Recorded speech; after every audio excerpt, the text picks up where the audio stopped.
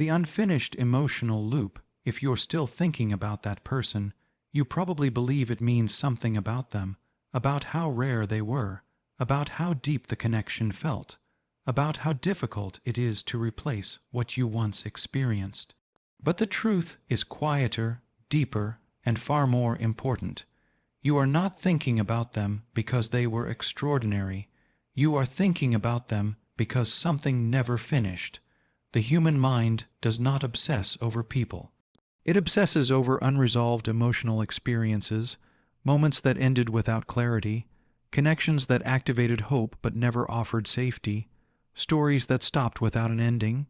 Your mind keeps returning to that person not because they belong in your future, but because your nervous system is still holding an open emotional loop. This is how attachment truly forms. Attachment is not created by love. It is created by uncertainty mixed with emotional intensity. When someone enters your life and makes you feel seen, chosen, or emotionally alive, and then withdraws without explanation, your system goes into survival mode. It doesn't ask, "Are they right for me?"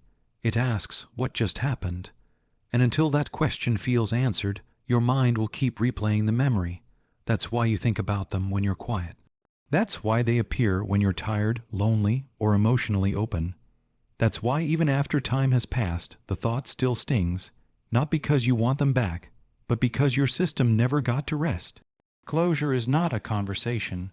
Closure is a felt sense of emotional safety, and when safety was never established, the attachment lingers. Most people misunderstand this. They say, if you're still thinking about them, it must be love. But love does not feel like mental noise. Love does not create inner chaos. Love does not require constant interpretation. The mind does not cling to peace, it clings to confusion. If that person were truly aligned with you, they would not live in your mind as longing. They would exist in your life as stability. Think about that. You don't replay moments with people who made you feel secure. You don't obsess over those who showed up consistently.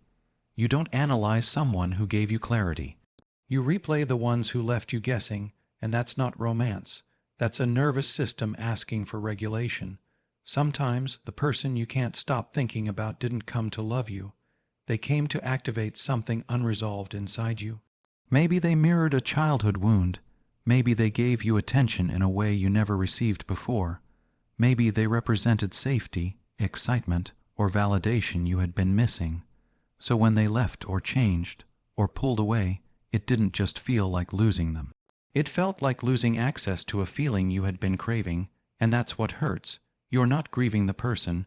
You're grieving the version of yourself that felt hopeful in their presence. That version believed something beautiful was beginning. That version opened emotionally. That version allowed themselves to imagine more. And when it ended suddenly or painfully, that version of you never got to land. So your mind keeps going back, trying to rescue that feeling, trying to rewrite the ending. But here is the truth your heart resists hearing. Not every connection is meant to continue. Some are meant to interrupt your unconscious patterns. Some people enter your life not to stay, but to show you where you still abandon yourself. If someone made you feel anxious instead of calm, confused instead of clear, attached instead of grounded, they were not your destiny. They were your lesson. This does not invalidate what you felt. It explains it. The intensity was real, but intensity is not alignment. Alignment feels boring to an unhealed nervous system. It feels unfamiliar. It feels quiet. That's why chaos feels magnetic at first. Your mind keeps thinking about them because part of you still believes that if they came back, everything would finally make sense. But closure does not come from someone returning. It comes from understanding why your system attached to inconsistency. Once you understand that, the loop begins to loosen. You stop asking, "Why can't I forget them?" and start asking, "What did this connection awaken in me?" That question changes everything, because the moment you turn inward, the attachment loses its power. Why letting go feels impossible when you love deeply? If letting go feels impossible, it's not because you're weak. It's because you feel deeply. Some people connect lightly. They experience attraction, interest, even affection, but they never let it reach their core. You are not one of those people. When you connect with your whole nervous system. You don't just like someone, you enter the experience, you imagine conversations before they happen. You sense futures before they form. You feel emotional meaning before logic catches up. This is not a flaw. It's a depth of perception. But depth, without emotional safety, becomes pain. You didn't attach because they were perfect. You attached because your heart expanded in their presence. Something opened inside you. You felt seen, or chosen, or emotionally alive, or simply less alone. And once the heart opens like that, it does not close easily. So when the connection ended, or shifted, or faded, your mind didn't just lose a person. It lost a direction. You weren't grieving who they were. You were grieving who you were becoming around them. This is why letting go feels like losing a part of yourself, because in a very real way it is. People who love deeply don't fall in love with what is. They fall in love with what could be. They sense potential. They read between actions. They believe in growth, healing, transformation. So when something ends prematurely, it feels unfair. It feels unfinished. How could something that felt so real just disappear? How could someone who meant so much suddenly mean nothing? How could I feel this deeply and it not matter? But here is the truth your heart struggles to accept. Depth of feeling does not guarantee depth of alignment. You can feel deeply for someone who is not capable of meeting you deeply. You can sense connection where there is no capacity for consistency, and this is where pain is born, because your heart keeps reaching for a future that the other person was never able to hold. You weren't loving them, you were loving the version of the relationship you believed in, and when that illusion breaks, the grief is intense, not because the relationship was long, but because the emotional investment was real. People often say, if it hurt this much, it must have been love. But pain is not proof of love. Pain is proof of emotional imbalance. True love does not leave you anxious. It does not keep you guessing. It does not require emotional decoding. If someone triggers your overthinking, your fear of abandonment, your urge to chase clarity, they are not your home. They are your mirror. They reflect back to you where you still look outside yourself for reassurance. And deep feelers do this unconsciously.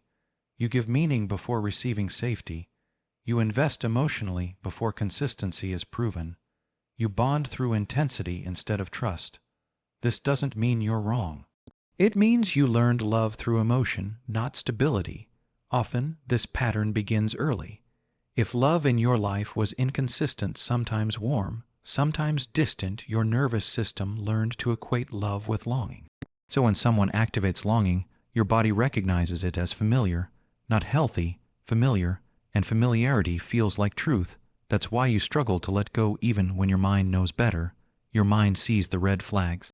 Your heart remembers the feeling, and the heart speaks louder.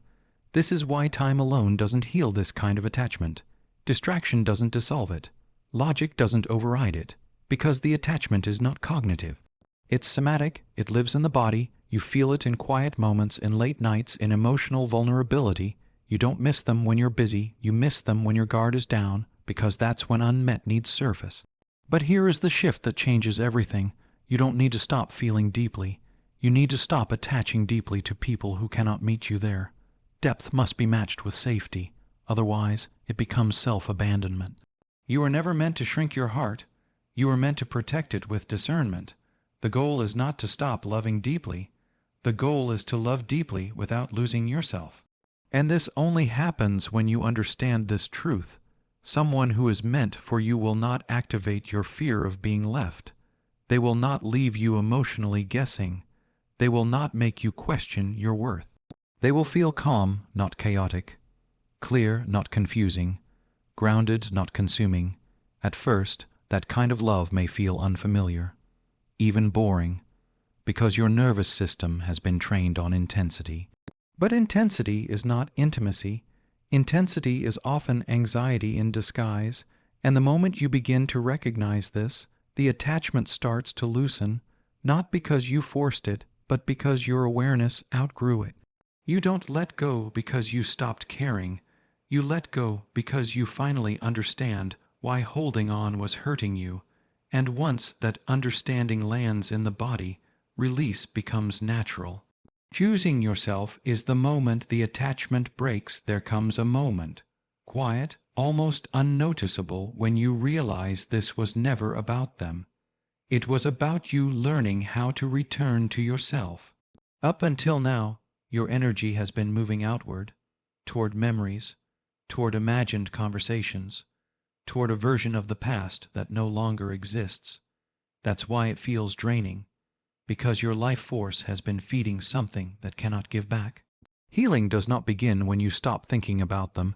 Healing begins when you stop abandoning yourself every time you do. Every thought about them is a question your soul is asking. Why did I give so much of myself to something that couldn't stay? And the answer is not shame. The answer is compassion. You gave because you had depth. You hoped because you had vision. You believed because your heart was open. But openness without boundaries becomes self-erasure. This phase of your life is not about becoming colder. It's about becoming anchored. Choosing yourself does not happen dramatically. It happens in small, quiet decisions. You choose not to revisit their profile. You choose not to romanticize what hurt you. You choose to stop explaining their behavior for them. You choose truth over fantasy, and truth sounds like this. If they wanted to meet you emotionally, they would have. If they were capable of showing up consistently, they would have. If they valued you the way you deserved, you wouldn't be here healing. This doesn't make them evil. It makes them unavailable, and unavailability is not something love can fix. The moment you stop asking, "What could I have done differently?" and start asking, "Why did I tolerate emotional uncertainty?" your power begins to return, because the real work is not forgetting them. The real work is understanding why you settled for confusion. Ask yourself gently, what did I feel when they were present? Was it peace or anticipation, security or intensity, calm or emotional highs and lows? Whatever the answer is, that's the clue. Because what you miss is not them. You miss the state you entered around them. That feeling of being seen, that rush of possibility, that sense of being chosen. But here is the truth that changes everything. They did not create that feeling. They activated it, which means it already existed inside you. And that means you can access it again without giving your power away. This is where self-choice becomes sacred.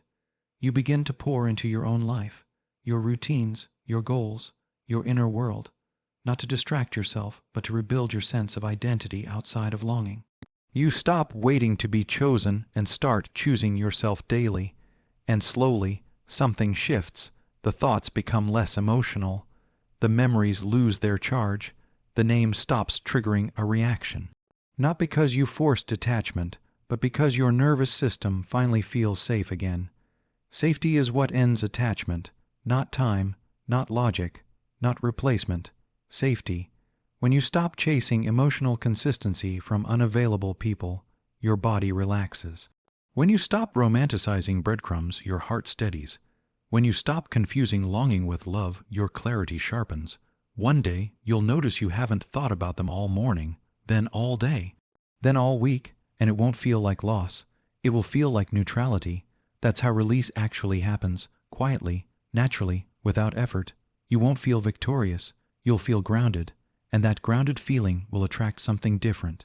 Not intensity, not confusion, but presence, the kind of connection that doesn't keep you guessing, the kind of love that doesn't activate old wounds, the kind of partnership that feels calm, mutual, and safe. And when that arrives, you'll understand why this had to end, not because you weren't enough, but because you were outgrowing what couldn't meet you. So if you're still thinking about that person, don't judge yourself. This isn't weakness, it's awareness forming, and awareness always comes before freedom. What's meant for you will never require you to lose yourself to hold on. It will meet you where you stand without confusion, without fear, without emotional exhaustion. And when you choose yourself fully, the attachment breaks, not with pain, but with peace.